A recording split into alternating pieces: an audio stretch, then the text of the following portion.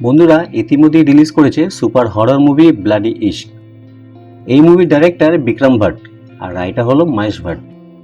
এর আগেও এই জুটির কিছু হরর হিট মুভি আমরা দেখেছি, যেমন রাজ, 1920, হন্টেড 3D। ব্লাডি ইশক মুভির লিড অ্যাক্ট্রেস হলো অম্বিকা গড় বা আনন্দী বা বালিকা বধূর সেই মিষ্টি ছোট্ট মেয়েটি। অম্বিকা এর আগেও ভাট জুটির সাথে কাজ করেছে 1920 মুভিতে। এবার এই মুভিটি কেমন হয়েছে, পারবে কি ভাট জুটির আগের মুভিগুলোর সাথে টক্কর দিতে, সেটা জানবো আমরা এই মুভির এক্সপ্লেনেশনে। তাই আর দেরি করব না, সোজা চলে যাব মুভির কাহিনীতে। মুভিটি শুরু হয় নেহা নামে একটি মেয়েকে জলের মধ্যে ডুবন্ত অবস্থায় দেখানোর মাধ্যমে। তারপরে অ্যাম্বুলেন্সে করে তাকে হাসপাতালে নিয়ে যাওয়া হয়। আর এর পরের সিনটি চলে যায় 3 সপ্তাহ পর, যেখানে দেখা যায় নেহার হাজব্যান্ড রমেশ হাসপাতালে এসেছে নেহাকে বাড়ি নিয়ে যেতে। এখানে ডাক্তারের সাথে রমেশের কথাবার্তার মাধ্যমে জানতে পারি নেহার মেমোরি লস হয়েছে, তবে ধীরে ধীরে সে সুস্থ হয়ে উঠবে। অর্থাৎ নেহা কিভাবে জলের মধ্যে পড়ে গিয়েছিল সেটা একটা রহস্যই থেকে গেল, কারণ সেই সময় একমাত্র নেহা ছাড়া কেউ সেখানে উপস্থিত ছিল না, আর নেহার কিছুই মনে নেই। যাই হোক, রমেশ এবার নেহাকে নিয়ে তার বাড়ির দিকে রওনা দেয়। হাসপাতালের বাইরে নেহা একটি বাচ্চা ছেলের সাথে কথা বলছিল। হঠাৎ করে বাচ্চাটির মুখ ভয়ানক হয়ে ওঠে আর নেহাকে বলে এইবার সে আর বাঁচবে না, যা দেখে নেহা খুব ভয় পেয়ে যায়। কিন্তু পরক্ষণেই আবার সব ঠিক হয়ে যায়। আর এই ঘটনাটি একমাত্র নেহা ছাড়া আর কেউ দেখতে পায় না। তার মানে এটা স্পষ্ট হয়ে যায় যে বাড়িতে নিশ্চয়ই নেহার জন্য কোনো বিপদ অপেক্ষা করে আছে। এরপর নেহা আর রমেশ হেলিকপ্টারে চড়ে বসে তাদের বাড়িতে যাওয়ার জন্যে। আসলে তারা থাকে স্কটল্যান্ডের একটি দ্বীপে, যে দ্বীপে শুধুমাত্র তারাই থাকে। জানি না এরকমভাবে একটি দ্বীপে একাকী থাকার সাহস তারা কিভাবে পেল। তোমাদের সেই সাহস থাকলে আমাকে কমেন্ট করে জানিও কিন্তু। অবশেষে তারা তাদের বাড়িতে গিয়ে পৌঁছায়। এবার বাড়িতে ঢোকার পরেই নেহার সাথে অদ্ভুত সব ঘটনা ঘটতে থাকে। যখন রমেশ ভেতরের দরজা খুলতে অন্য ঘরে যায় আর একটি ঘরে নেহা একা থাকে, তখন আচমকাই সেই ঘরের দরজা বন্ধ হয়ে যায়। নেহা অনেক চেষ্টা করেও দরজা খুলতে পারে না। এবার সে জানলায় দেখতে পায় যে কেউ লিখে রেখেছে গেট আউট।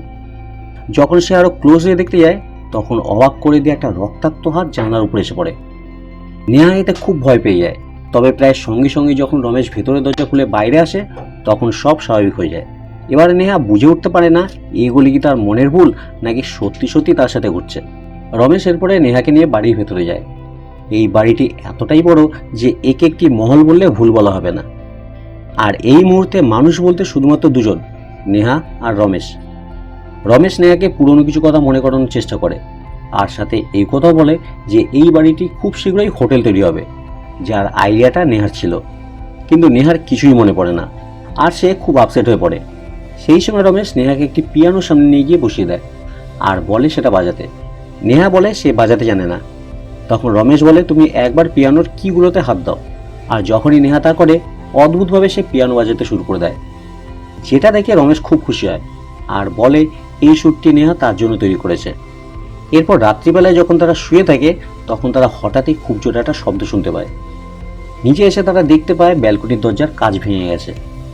এখন তারা আশ্চর্য হয়ে যায় এই ভেবে যে এই দ্বীপে আর কেউ থাকে না, আর যেভাবে কাজগুলো ভেঙেছে, যদি বাইরে থেকেও শক্তি প্রয়োগ না করে তাহলে তা ভাঙার কথা না। এখানে রমেশের মুখ দেখে সন্দেহ হয়, মনে হয় যেন সে বুঝতে পেরেছে কে ভেঙেছে, কিন্তু সে নেহাকে সেটা বুঝতে দেয় না। বলে দরজা জানলা রিপেয়ার করতে হবে। তাই পরের দিন সে কিছু মিস্ত্রি ডেকে আনে। তাদের কাজ বুঝিয়ে দিয়ে রমেশ কাজে বেরিয়ে যায়। এরপর নেহা ড্রয়িং রুমে বসে একটি বই পড়ছিল। ঠিক তার পেছনে জানলায় একটি হাতের ছাপ দেখা যায়, আর আচমকাই তার চেয়ার ঘুরে যায়। নেহা তাড়াতাড়ি চেয়ার থেকে উঠে দেখে চেয়ারের পেছনে কিছুই ছিল না। তারপর বাড়ির দোতলা থেকে কিছু শব্দ শুনতে পায়। সে ধীরে ধীরে দোতলায় ওঠে আর একটি ঘরে ঢোকে। আর ঘরে একটি পেন্টিংয়ের মধ্যে সে একটি মেয়েকে বিবস্ত্র অবস্থা দেখে। আর যখন সে উল্টো দিকে তাকায়, আর কিছুই দেখতে পায় না। তবে কোনো কিছুর উপস্থিতি সে ভালো রকম টের পেয়ে যায়। আর সেই সময় আমরা দেখি একটা অস্পষ্ট কালো ছায়া নেহার পাশ দিয়ে চলে যাচ্ছে। এরপর নেহা আরেকটি ঘরে ঢোকে, যেখানে আমরা দেখি একটি লোহার ডাম্বেল তার সামনে দিয়ে গড়িয়ে চলে যাচ্ছে। এখন এই লোহার ডাম্বেলটা এখানে কেন দেখানো হলো সেটা আমরা পরে জানতে পারবো। তবে নেহা যখন তা ধরতে যায়, তখন কোনো এক অদৃশ্য শক্তি সেটা নিয়ে নেয়। এই অবস্থায় যখন নেহা পেছন ফেরে, তখন সে চমকে ওঠে, কারণ তার পেছনে এক মহিলা দাঁড়িয়েছিল, যার মুখে ছিল একটা কাঁটা দাগ, আর সে তার দিকে তাকিয়ে অদ্ভুতভাবে হাসছিল। এখন মেয়েটি বলে তার নাম আয়েশা, আর সে নাকি নেহার বেস্ট ফ্রেন্ড। সে নেহাকে জিজ্ঞেস করে তুমি আমাকে চিনতে পারছো না? স্বাভাবিকভাবে নেহা তাকে চিনতে পারে না। নেহা তাকে বলে, তুমি আমার বেস্ট ফ্রেন্ড হলে আমাকে দেখতে হাসপাতালে যাওনি কেন? সে বলে নেহার অ্যাক্সিডেন্টের সময় সে ইন্ডিয়াতে গিয়েছিল, আর রমেশ একবার প্রয়োজন মনে করেনি তাকে একবার খবর দেওয়ার। সে ইন্ডিয়া থেকে ফিরে যখন জানতে পারে, সঙ্গে সঙ্গে সে এখানে চলে আসে। তার কথা বলার মধ্যে এইটুকু বোঝা যায় যে সে রমেশকে একদমই পছন্দ করে না, আর রমেশ ও নেহার মধ্যে সম্পর্ক মেনে নিতে পারে না। তাই সে রমেশের সম্বন্ধে অনেক বাজে কথা নেহাকে বলতে থাকে, আর এটাও বলে এই বাড়িটা ভুতুরে বাড়ি, আর যে আত্মাটা এখানে আছে সে নেহাকে পছন্দ করে না। সে যে কোনোভাবে নেহার ক্ষতি করতে চায়। এখন নেহা এই বাড়িতে তার সাথে হয়ে যাওয়া ঘটনাগুলো মনে করতে থাকে, আর মেনে নেয় আয়েশা যেটা বলছে সেটা ঠিক। আর এর পরের সিনে আমরা দেখতে পাই নেহা তার বাড়ির মধ্যে একটা লিফট খুঁজে পায়। সে সেটাকে খোলার চেষ্টা করে কিন্তু পারে না। আর ঠিক সেই সময় সেখানে রমেশ এসে পড়ে আর বলে এই লিফটটা খারাপ আছে, আর এই লিফটটা বাড়ির বেসমেন্ট পর্যন্ত যায়। কিন্তু নেহা সেই কথাটাও ঠিক বিশ্বাস করে না, কারণ সে অলরেডি রমেশকে সন্দেহ করতে শুরু করে দিয়েছে। যাই হোক, রমেশ সেখান থেকে চলে যায়। ঘরে গিয়ে নেহা রমেশকে জিজ্ঞেস করে এই বাড়িটা কি হন্টেড, যেটা শুনে রমেশ অবাক হয়ে যায় আর বলে এসব কথা তোমাকে কে বলেছে?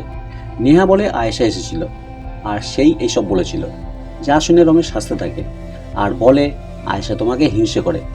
এই বলে সে আয়েশা লেখা একটা চিঠি নেহাকে দেখায়, যেখানে আয়েশা লিখেছে নেহা যাতে কোনোভাবেই রমেশকে বিয়ে না করে, কারণ সে ভালো ছেলে না। যা শুনে নেহা অবাক হয়ে যায়। এবার সে বুঝতে পারে না কে সত্যি বলছে। রাত্রিবেলায় ঘুমের মধ্যেও সে এইসব চিন্তা করতে থাকে, আর আচমকাই তার ঘুম ভেঙে যায়। আর তখন সে দেখে তাদের ঘরের দরজাটা খুলে গেছে। সে দরজার বাইরে বেরিয়ে দেখে সেখানে কেউ ছিল না। একটু এগোতেই তার মনে হয় পেছন থেকে তাকে কেউ ধাক্কা দিল। এবার সে দেখে লিফটটা চলতে শুরু করেছে। যে লিফটটা সকালবেলা চলছিল না সেটা এখন চলছে। সে ভয়ে ভয়ে লিফটের মধ্যে ঢুকে পড়ে, কিন্তু কোনো বোতাম টেপার আগেই লিফটটি চলতে শুরু করে আর তাকে বাড়ির বেসমেন্টে নিয়ে যায়। বেসমেন্টে পৌঁছে সে একটা কাঠের দরজা দেখতে পায়, যেটা তালা দিয়ে আটকানো ছিল।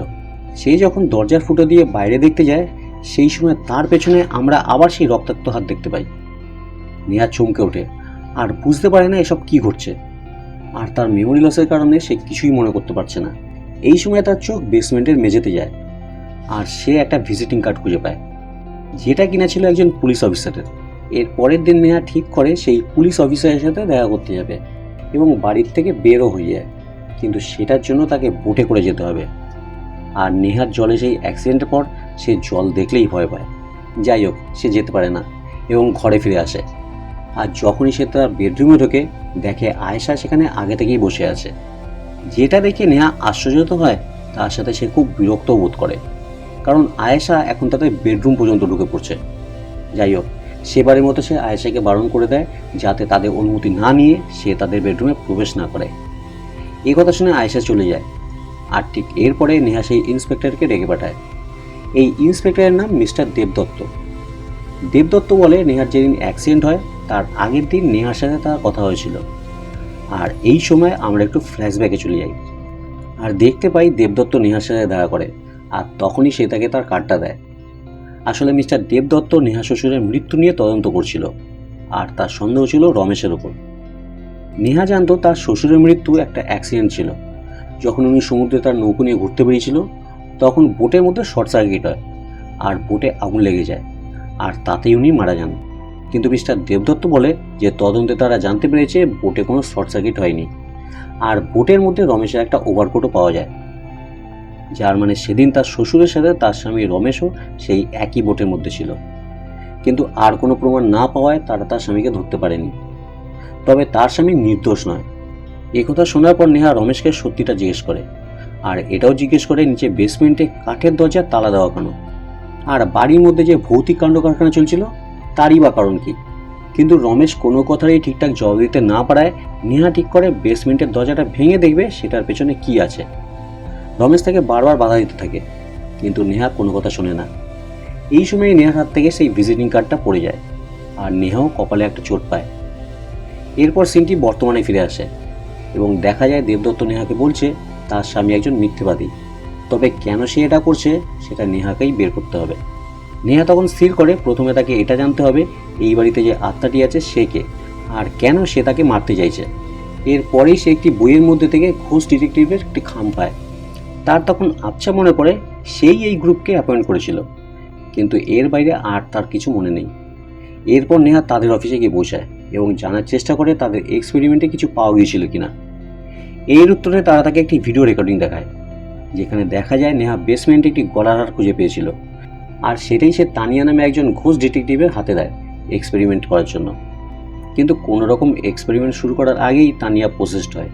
নেহা আর সহ্য করতে না পেরে ভিডিওটা বন্ধ করে দেয়। অতএব রহস্যের কোনো কিনারা হয় না।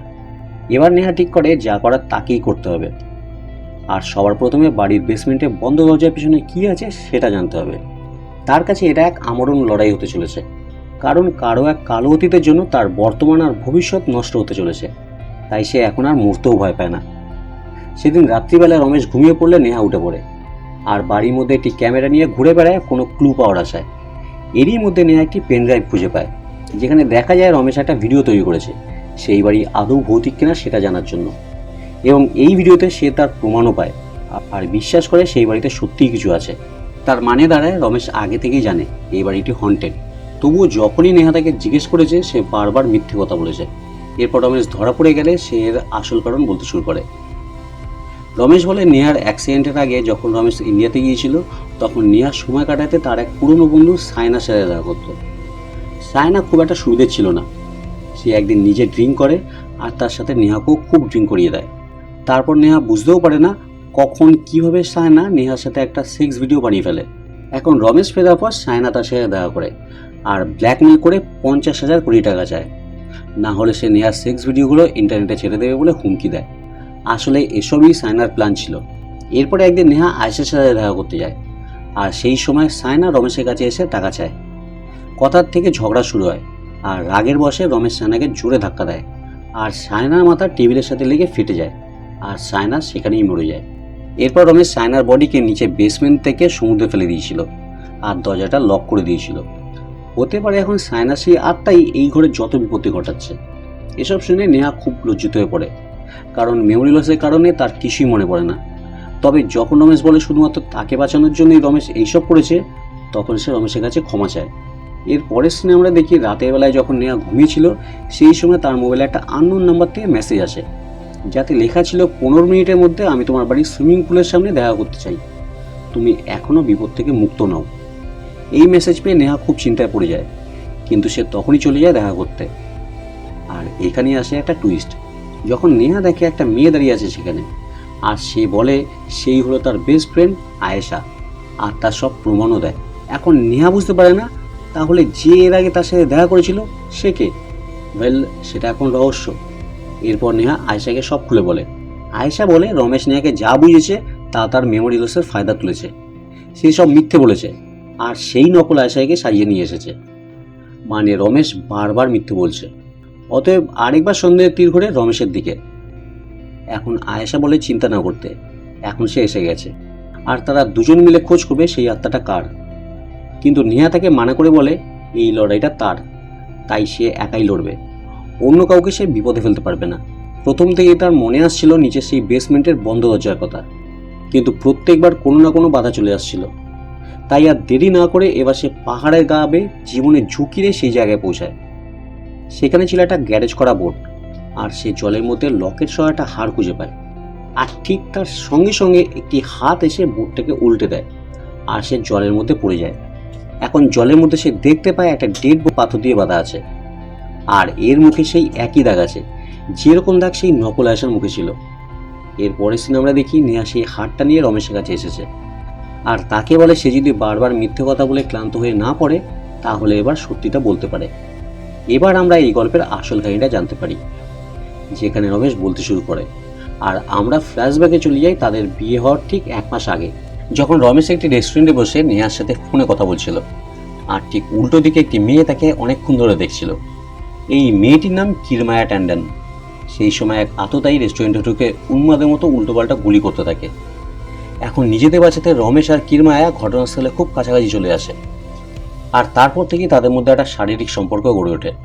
এর পরের দৃশ্যে আমরা দেখি রমেশ বাড়ি ফিরে তার বাবার সাথে দেখা করে। সেই সময় তার বাবা তাকে একটা সারপ্রাইজ দেয় যে সে আবার বিয়ে করেছে, আর এই সারপ্রাইজ রমেশকে চমকে দেয় তখন যখন সে তার সৎমাকে দেখে। তার সৎমা আর কেউ নয়, কিরমায়া। কিরমায়াকে যখন রমেশ আলাদা জিজ্ঞেস করে তখন সে বলে তার বাবাকে সে টাকার জন্য বিয়ে করেছে, আর ভালোবাসার জন্য তো সে আছে। আসলে কিরমায়া খুবই নোংরা চরিত্রের একজন মহিলা। এখন কিরমায়া তার বাবাকে সব জানিয়ে দেবে বলে রমেশের সাথে জোর করে সেক্স করতে থাকে, কিন্তু রমেশ সেটা মেনে নিতে পারছিল না। তাই একদিন সে তার বাবার কাছে আসে সব কিছু খুলে বলতে, কিন্তু তার বাবা হবে রমেশ তার নিজের বিয়ের কথা বলতে এসেছে, আর সে যাতে সবার সামনে লজ্জিত না হয়ে পারে যে তার বাবা এক মেয়ের বয়সী কাউকে বিয়ে করেছে, তাই তারা ঠিক করেছে তারা রমেশের বিয়েতে যাবে না। তারপরেও রমেশ যখন কিরমায়া সম্পর্কে বলতে যায় তখন পেছন থেকে কিরমায়া এসে তার বাবার মাথায় ডাম্বেল দিয়ে মারে। এটা সেই ডাম্বেল যেটা মুভির প্রথমে দেখানো হয়েছিল। এদিকে রমেশের বাবা সঙ্গে সঙ্গেই মারা যান, আর রমেশ রেগে গিয়ে কিরমায়াকে জোরে ধাক্কা দেয়, আর কিরমায়া টাল সামলাতে না পেরে এটি কাচের দরজা ভেঙে পড়ে যায়, আর তারও তৎক্ষণাৎ মৃত্যু হয়। দুটো মার্ডার হওয়ার পরে রমেশ খুব চাপে পড়ে যায়। সে তখন নিজেকে বাঁচাতে স্থির করে এই দুটো মার্ডারকে অ্যাক্সিডেন্ট হিসেবে দেখাতে হবে। তাই সে নিচে বেসমেন্টে গিয়ে দুটো বডিকে বোটের মধ্যে তোলে, তারপর বোট চালিয়ে মাঝ সমুদ্রে চলে যায়, আর বোটে আগুন লাগিয়ে সে অন্য একটি বোটে ফিরে আসে, কিন্তু ভুল করে সে তার ওভারকোটটা বোটে ফেলে আসে। সে যখন বোট গ্যারেজ করছিল সেই সময় কিরমায়া আবার সেখানে চলে আসে, কারণ সে তখনও মরেনি। রমেশ তারপর কিরমায়ার বডিটা সেখানেই পাথর দিয়ে বেঁধে রেখে দেয় আর গ্যারেজটাকে সিল করে দেয়। এবার সিনটা আবার বর্তমানে ফিরে আসে, আর আমরা দেখতে পাই রমেশ তার করা পাপের জন্য নেহার কাছে ক্ষমা চাইছে। আর এখানেই জানা যায় কিরমায়ার আত্মার সাথে সংঘাতের কারণে নেহার অ্যাক্সিডেন্ট হয়েছিল, যার জন্য সে মরেও যেতে পারত। তাই সে আর রমেশকে ক্ষমা করতে পারে না। এরপর রমেশ নেহাকে বলে, জানি তুমি আমায় আর বিশ্বাস করো না, আর আমিও চাই এখান থেকে দূরে চলে যেতে, তাই বাড়ি বিক্রি করে দিচ্ছি বলে সে বাড়ির ভেতরে যায় প্রপার্টি পেপার আনতে। আর এরপরই আমরা রমেশের আর্তনাদ শুনতে পাই। নেহা ছুটে গিয়ে দেখতে পায় রমেশের পেটে ছুরি ঢুকে গেছে, আর সে যন্ত্রণায় ছটফট করছে, অর্থাৎ কিরমায়া আত্মা তার খেলা দেখাতে শুরু করে দিয়েছে। রমেশ বলে কিরমায়া আত্মা তাদের এই বাড়ির থেকে বেরোতে দেবে না। সেই সময় নেহা ছুটে গিয়ে তাদের বেডরুম থেকে বোটের চাবি নিয়ে আসে, কারণ রমেশকে হাসপাতালে নিয়ে যেতে হবে, না হলে সে বাঁচবে না। যখনই তারা সেখান থেকে বেরোতে যাবে সেই সময় কিরমায়ার আত্মা সেখানে চলে আসে। এক এক করে ঘরের সমস্ত কাজ ভেঙে যায়, তারা ভেবে উঠতে পারে না কি করবে। সেই সময় নেহা খেয়াল করে কিরমায়ার সেই হাড়টা সামনে পড়ে আছে, আর তখন তার মনে পড়ে নাতাশা বলেছিল যদি কিরমায়ার আত্মা এই হাড়ের সাথে জড়িয়ে থাকে তাহলে হাড়টাকে প্রথমে নুন মেশানো জলে ভেজাতে হবে, তাহলে আত্মার শক্তি অনেক কমে যাবে, আর এরপর হাড়টা আগুনে পুড়িয়ে দিলে প্রেতাত্মাও ধ্বংস হয়ে যাবে। নেহা তখন বোটের চাবি রমেশকে দিয়ে বলে, যে করে হোক বেসমেন্টে পৌঁছাও, আমি তোমাকে ফলো করব, আর কিরমায়াকে আমি সামলাচ্ছি। এরপরে নেহা কিরমায়ার সেই হাড়টাকে নিয়ে দৌড়তে থাকে, আর কিরমায়ার আত্মা তাকে ফলো করে। নেহা দৌড়ে তার কিচেনে চলে যায় আর জলের মধ্যে নুন মেশাতে শুরু করে। এদিকে সেই ভয়ঙ্কর আত্মাটিও প্রায় দরজা ভেঙে ফেলছে। একসময় মনে হয় এই বোধের দরজা ভেঙে গেল, তবে শেষে নেহা একটি পাত্রের মধ্যে নুন জল তৈরি করে তার মধ্যে হাড়টিকে চুবিয়ে দেয়, আর সাথে সাথে কিরমায়ার শক্তিও অর্ধেক হয়ে যায়। নেহা ফায়ার প্লেসে আগুন জ্বালানোর চেষ্টা করতে থাকে, আর এদিকে কিরমায়ার আত্মাও হার মানে না। সে তার অল্প শক্তির মাধ্যমে যে পাত্রটিতে তার হাড় রয়েছে সেটি টেবিল থেকে ফেলে দেয়, আর সে আবার তার শক্তি ফিরে পায়। কিন্তু এদিকে নেহাও আগুন জ্বালিয়ে ফেলেছে, সে নেহাকে শূন্যে তুলে ফেলে দেয়। আরেকদিকে আমরা দেখি রমেশ বেসমেন্টে পৌঁছে গেছে, এখন সে নেহার অপেক্ষা করছে, কিন্তু নেহার পা কিরমায়ার আত্মা ধরে ফেলেছে। আর যখনই সে তাকে ছুঁড়ে ফেলতে যাবে সেই সময় নেহা একটি স্টিকের মাধ্যমে সেই হাড়টিকে তুলে নিয়ে আগুনের মধ্যে ফেলে দেয়, যার ফলে কিরমায়ার আত্মাও আগুনে জ্বলতে থাকে। নেহা দৌড়ে বেসমেন্টে রমেশের কাছে পৌঁছে যায়, আর ওদিকে কিরমায়ার আত্মা এখনও তাদের পিছু ছাড়ে না। সে এখানেও পৌঁছে যায়, কিন্তু সে ধরে ফেলার আগেই নেহা রমেশকে নিয়ে বোট চালিয়ে চলে যায়। কিরমায়ার আত্মা পেছনে জ্বলতে থাকে। এরপর আমরা দেখতে পাই হাসপাতালে রমেশের চিকিৎসা হয়েছে এবং সে সুস্থ হয়ে উঠছে, কিন্তু নেহা তার করা পাপের জন্য তাকে ক্ষমা করতে পারে না এবং রমেশকে ছেড়ে সে চলে যায়। আর এখানেই মুভিটি শেষ হয়ে যায়। ভিডিওটি কেমন লাগলো কমেন্ট করে জানিও। আর যেহেতু মুভিটি ওটিটি প্ল্যাটফর্মে রিলিজ হয়েছে তাই চাইলে পুরো মুভিটি ডিজনি হটস্টারে দেখে নিতে পারো। আর ভিডিওটা লাইক করো, শেয়ার করো, আর প্লিজ চ্যানেলটাকে সাবস্ক্রাইব করে দিও। আজকের মতো বিদায়, দেখা হবে আবার পরের ভিডিওতে। টাটা।